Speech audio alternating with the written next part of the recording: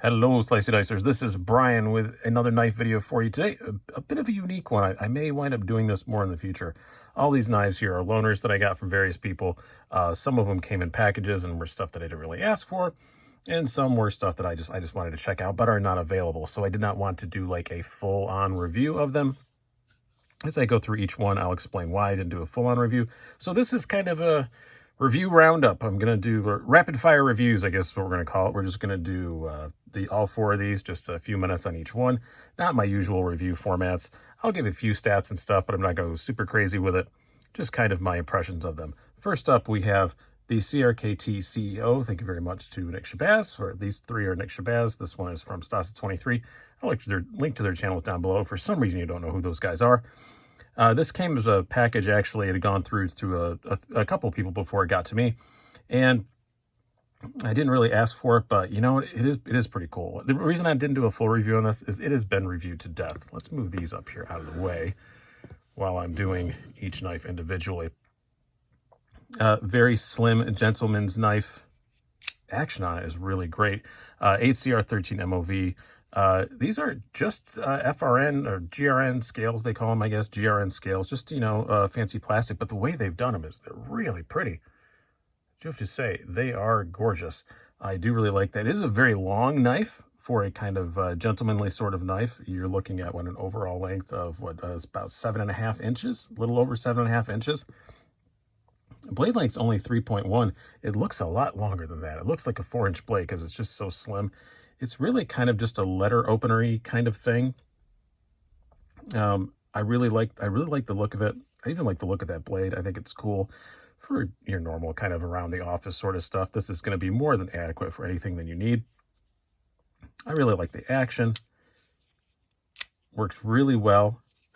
Its ergos are okay. This definitely digs into my palm a little bit, but again, this is more kind of a style knife. A couple things I don't like are that's a lot of writing for a quote-unquote gentlemanly knife. It is running on bearings, as you can tell, probably why the action's so good. And it's 8CR13 Womp Womp MOV steel, but it is not horribly expensive. They are about 40 bucks. They were a little cheaper than that for a little while. Now they're about 40 bucks. They got rid of some of the other versions. This is the only one that I can still find anywhere. Pretty light knife, 2.1 ounces, I think it was. Yeah, 2.1 ounces. That's not too bad at all. And it's only tip down carry. That's kind of weird.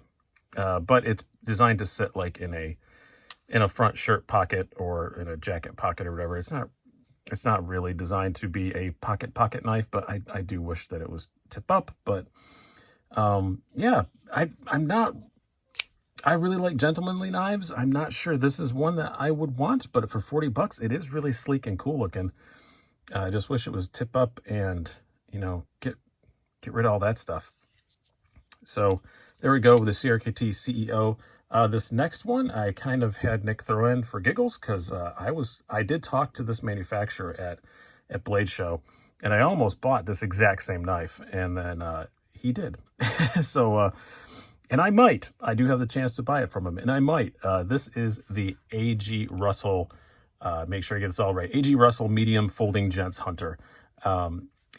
It's just a really nice, kind of slightly modern traditional. It's not that modern.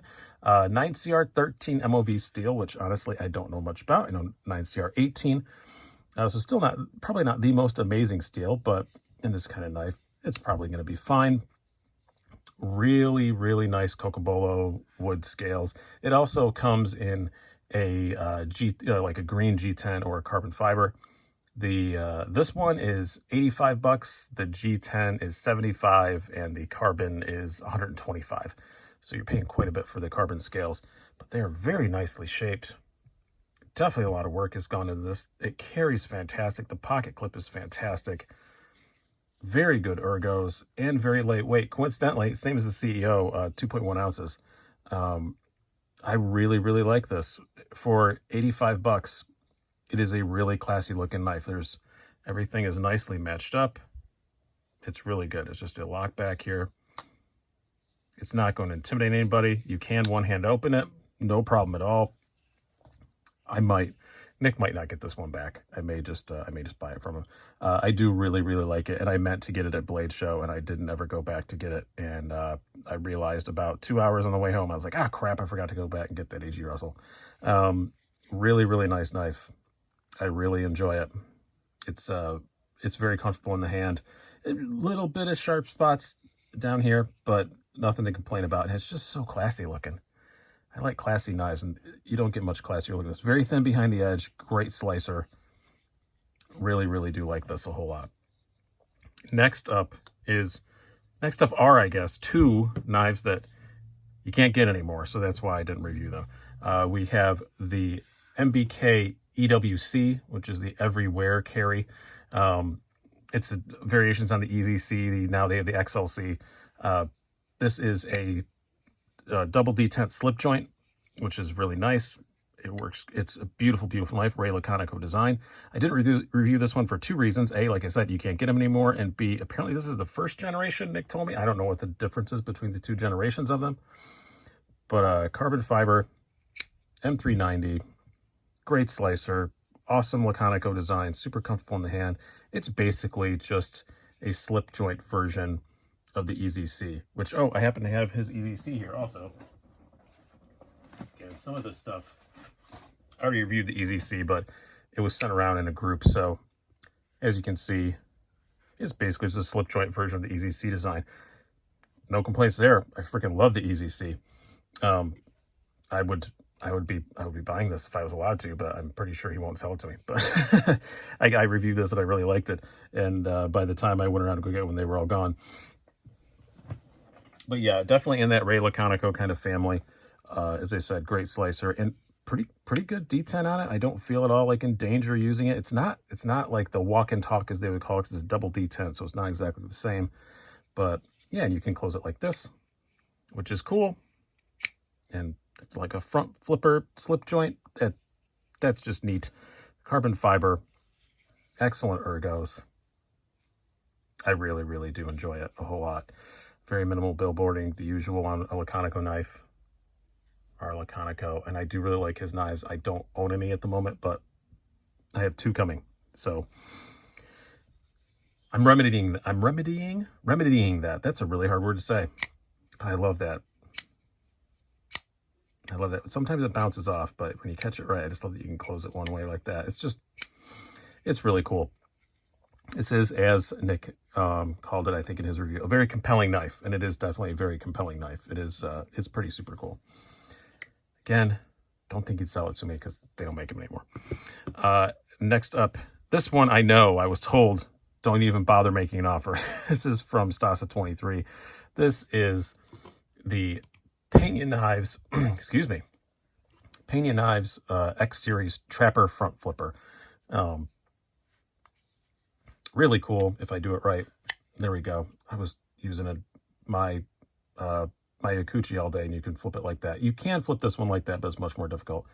Again, M390, full titanium. This is the jig pattern. They also had several other ones with carbon fiber and micarta and stuff like that. They're all gone now, sorry. And I don't know if they're coming back or not. I'm not really sure. Maybe they will, and maybe they won't. I should probably record a review of this just in case they do, but I probably won't because I want to get this back to Nick post haste, because I jokingly said he'd have to send ninjas to my house to get it back, because I really, really, really, really, really, really like this knife. They were $274 when they were available. Oh, by the way, the MBK I just showed you, $180. So they weren't horribly expensive when they were available, but they're not. This one, still pretty expensive. Beautifully made knife. I believe it's made by Riot. And just running on ball bearings, all the stuff you'd expect. Gorgeous pocket clip. Like I said, M390. It's just such a classy looking knife. And when you do it right, the action is just amazing. One of the better front flippers I've used. Like I said, it does have enough jimping. I have done it. You can open it like that, but it's really hard to do, especially on camera. It's really more of a traditional front flipper more than a top flipper. You can't do the reach around as Birdshot 4 would say. But yeah, Pena X Series made by Riot. Just beautiful, beautiful knife. And again, really slicey blade, and it's just so classy looking. So yeah, I guess all four of these are actually really classy knives. Just happened to come out that way. That wasn't the plan, but those are the 4 that I have here that I wanted to get something out on. So I apologize if it's a bit rambly. I will format this better, but if you guys do like this kind of rapid fire review format occasionally, because I do get some stuff that comes through that I want to do something about, but really isn't something I want to do a full video about. I usually have more knives to review than I can possibly handle. So let me know if you like these little rapid fire style reviews. I've been Brian. Have a good one.